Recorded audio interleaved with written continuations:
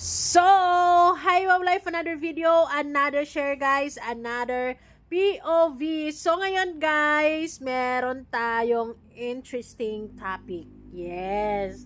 Sino itong ex-beneficiary ng Kalingap na isa sa mga nagsusumbong kay Makagago? Ay, masyado kayong paniwalain kayo masyado kay Makagago. Ginagago lang kayo dyan.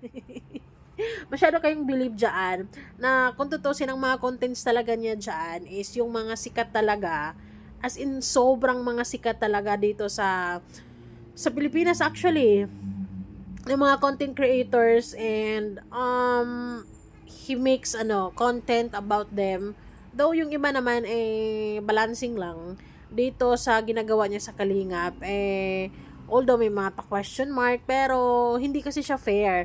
Kung meron mang nagsumbong sa'yo, sana man lang, naglaan ka ng isang oras para mag-research if this is true or not. Hindi yung sa Reddit ka magbase at maghanap ka ng puro mga nega comments. Anyways, ang sabi ni ex-beneficiary, basahin lang muna natin. Huwag kang matakot sa Kalingap po. Don't mind them. Puro lang naman sila salita. Oh, spicy. Well, actually, wala namang dapat talaga ikatakot sa Kalingap because hindi naman talaga sila nakakatakot in the first place. Kasi tumulong nga sila, 'di ba? They really give help sa mga taong nangangailangan, including you. Medyo ungrateful ka nga lang kaya hindi mo napansin or hindi mo maramdaman, siguro gano'n, nakukulangan ka. Anyways, sabi, I'm ex-beneficiary ng Kalingap but part of Kalingap Boys, not Kalingap Rab. Ako yung umalis kasi ang toxic. Oo.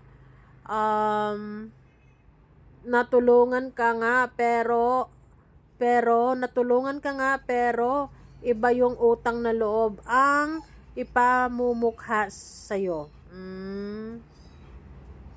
Anyways, sa bandang ito na sinasabi niya na siya yung umalis dahil toxic, okay. Well, wala namang problema doon. It's your choice, 'di ba? It's your life.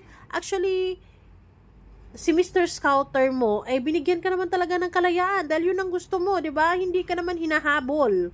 Nasaktan ka ba dahil hindi ka hinahabol? Hinayaan ka naman talaga because that's what you want. Okay, fine. Walang problema. Although nung mga unang weeks ng pag-alis mo, medyo maingay, medyo nagkakanagulo-gulo because syempre, dahil din sa mga pinagsasabi mo, marami ka din kasing sinasabi na syempre, may mga fans din na hindi rin sumang-ayon sa sinasabi mo. 'Di ba? Sa sinasabi mo naman na utang na loob, well, hindi naman talaga pinamumuka sa'yo yung utang na loob. Yung mga nagsasabi ng utang na loob, yun yung mga fans. Well, we can't really,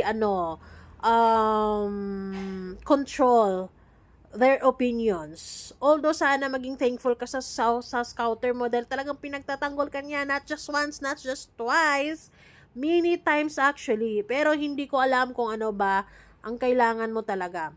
Dapat naging open-minded ka dahil nasa Sokmed ka. Syempre, meron talagang mga bashers. At kahit si Mr. Scouter mo, oras-oras pa yan mag-live at ipagtatanggol ka, hindi sila or hindi yan makakatulong. Okay? So, sa part na pinagtatanggol ka, dapat enough na yon, 'di ba?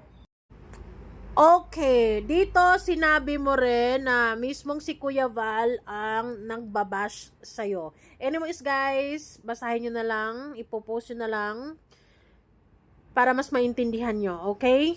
So sinabi mo din na nababash ka ni Kuya Val. As far as I remembered, hindi ka nabalahura ni Kuya Val. Narilto ka nga lang nung panahong medyo nag-iinarte ka lang kasi sabi mo may sakit ka at nahimatay, nawala ng malay, and then ayun, napansin ni Kuya Val na malakas yung kapit mo doon ang time na yon at nakita pa yung pagdilat ng mata mo, so medyo suspicious. Ay nako, nababash ka nga dahil sa love team at ayun, paratang ng iba sa'yo ay may gusto ka nga kay Mr. Scouter mo, and then you claim there na wala ka namang gusto. So What's the problem? 'Di ba? Wala kang nga gusto, so okay, move on. Hindi natin 'yan ipipilit.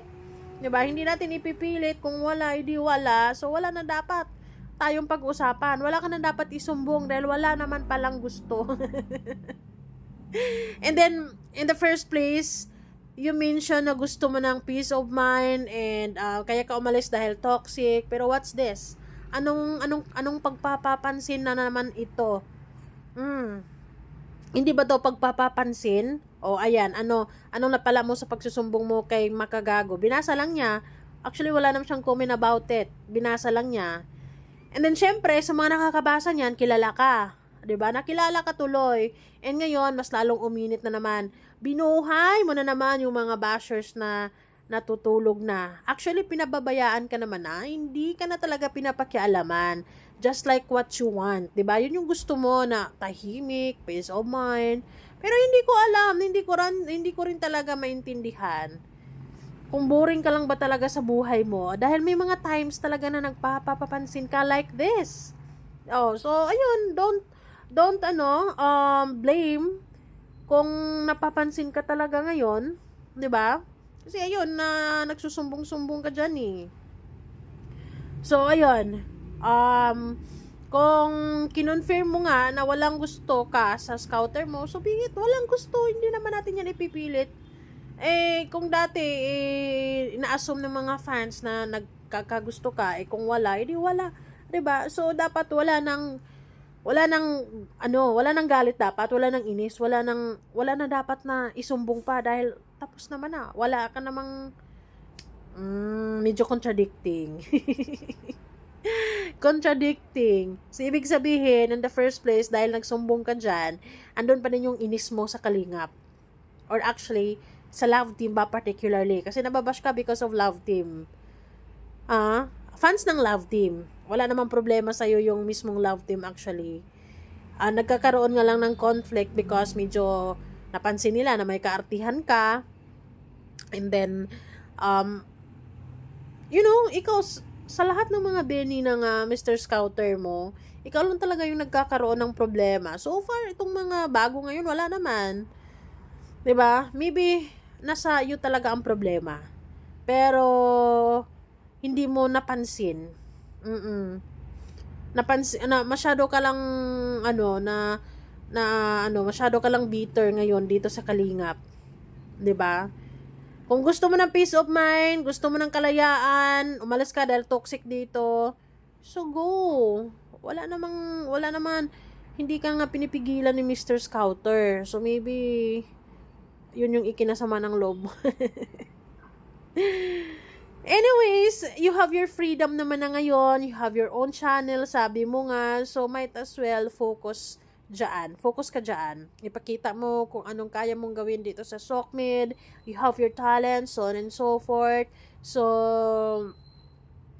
ibigay mo sa amin para panuorin ka namin kung anong kaya mong gawin dyan. Diba? Move on and let go and let God na lang. Diba? Alis mo na yung inis na dyan sa puso mo and smile with a heart. Yung masaya talagang tunay na masaya dahil wala na tayong magagawa sa mga nangyayari ngayon. Masaya na ang dalawa and kung focus ka na lang din sa relationship mo, 'di ba? I believe na you have your peace of mind, you have your freedom, you have your own YouTube channel, you have a business, you have your own relationship. So you have a happy life actually. 'Di ba? You have what you want. Pero, what's this? Bakit pa ka pa nagsusumbong-sumbong? For what ba yan? Ay, nako, nakakaloka. So, wag ka matakot sa Kalingap. Totoo naman yan. Because wala naman dapat ikatakot sa Kalingap. 'Di ba? We actually help. Hindi sila nananakot. So, ayun lamang guys. Maraming salamat kayo ba? Mayroon ba kayong clue kung sino itong nagsumbong na ito? So, hayaan nyo na lang. Malay natin kung anong purpose dyan. Baka may part 2 pa yan, part 3, part 4.